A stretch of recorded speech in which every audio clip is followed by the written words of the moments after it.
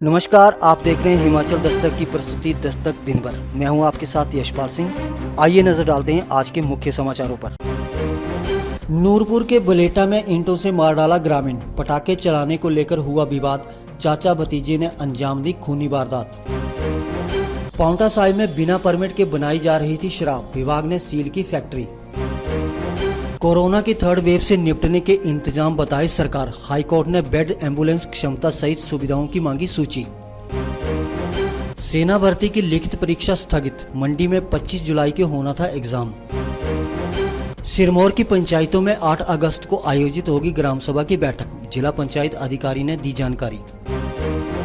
Professor SP Bansal बने हिमाचल केंद्रीय विश्वविद्यालय के नए वीसी, केंद्रीय शिक्षा मंत्रालय ने जारी की अधिसूचना।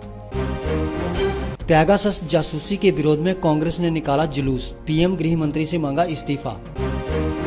किन्नौर की बेटी ने बॉक्सिंग में जीता स्वर्ण, सोनीपत में राष्ट्रीय प्रतियोगिता में दिखाया दमखम। चंद्रताल झील में डूबा मनाली का युवक, नहाते वक्त गहरे पानी में समाया। नो मास्क नो सर्विस को लेकर करसोग प्रशासन सख्त, बिना मास्क दुकानदारों के काटे 9 चालान। और अब समाचार विस्तार से। पुलिस थाना नूरपुर के तहत आती पंचायत बलेटा के गांव सुतराड़ में एक व्यक्ति की ईंटों से हत्या कर दी गई।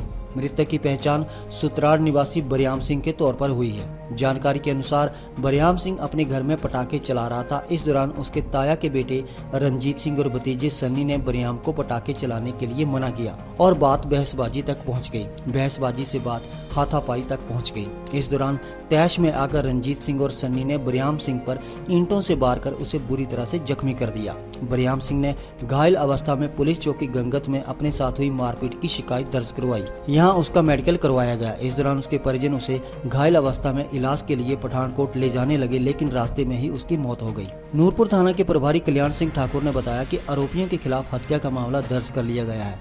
उन्होंने बताया कि जल्द ही आरोपी पुलिस की गिरफ्त में होंगे। पांवटा साहिब स्थित एक शराब फैक्ट्री को आबकारी विभाग ने सील कर दिया है। जानकारी के अनुसार जब विभागीय टीम ने छापा मारा तो 13,802 लीटर ईएनए बिना परमिट के पाई गई।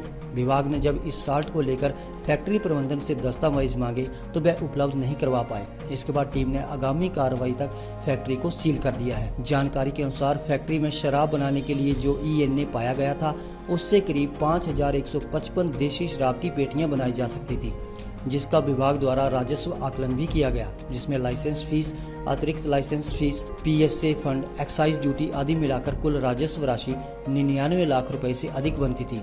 अब यदि विभाग समय पर ये कार्रवाई नहीं करता तो सरकार के राजस्व को करीब 1 करोड़ के लगभग चूना लग सकता था।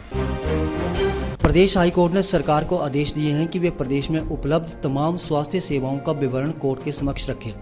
इस विवरण में सभी स्वास्थ्य केंद्रों व बिस्तरों की संख्या, उपलब्ध एम्बुलेंस सहित मानसिक स्वास्थ्य अस्पतालों और समान प्रकृति के मामलों के संबंध में उपलब्ध सुविधाओं का रिकॉर्ड शामिल है। इस जानकारी में अलग से बाल रोगियों के लिए उपलब्ध स्वास्थ्य सुविधाओं को बताने के लिए भी कहा गया है। कोरोना के प्रसार को रोकने के आग्रह को लेकर दायर याचिकाओं पर सुनवाई करते हुए हाई कोर्ट ने ये आदेश पारित किए हैं। अब इस मामले पर सुनवाई 28 जुलाई को होगी।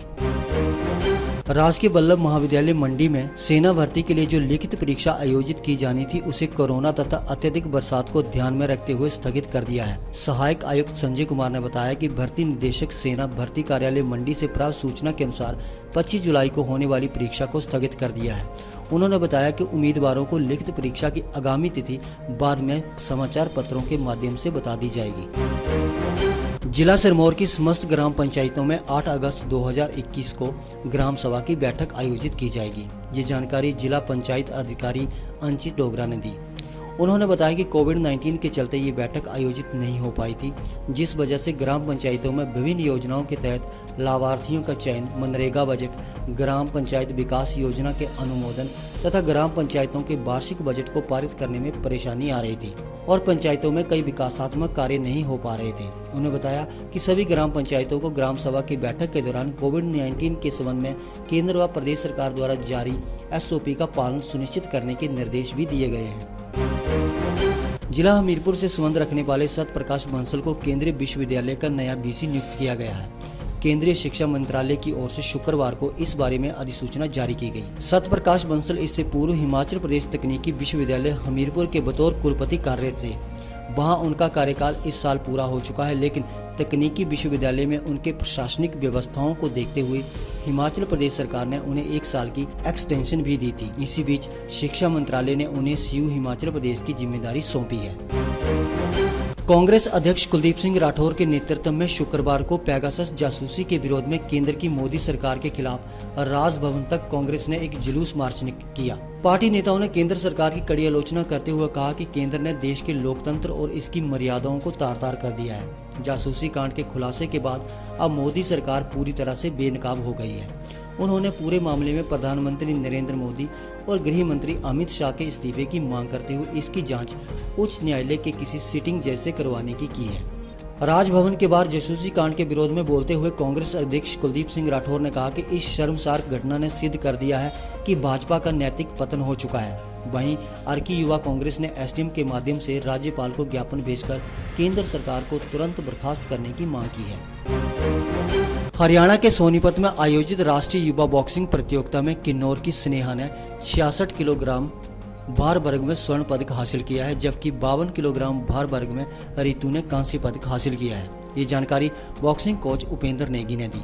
उन्होंने बताया कि जिला से राष्ट्रीय युवा बॉक्सिंग चैंपियन में 3 खिलाड़ी भाग ले रहे हैं, जिनमें 2 युवतियां और 1 युवक शामिल है। वहीं उपायुक्त आबिद हुसैन सादिक ने कुमारी स्नेहा को स्वर्ण पदक जीतने और रितु को कांस्य पदक जीतने पर बधाई दी है। उन्होंने कहा कि उनकी इस जीत से प्रदेश सहित जिला का नाम रोशन हुआ है। उन्होंने कहा कि इन खिलाड़ियों की जीत से जिला के युवाओं को भी प्रेरणा मिलेगी।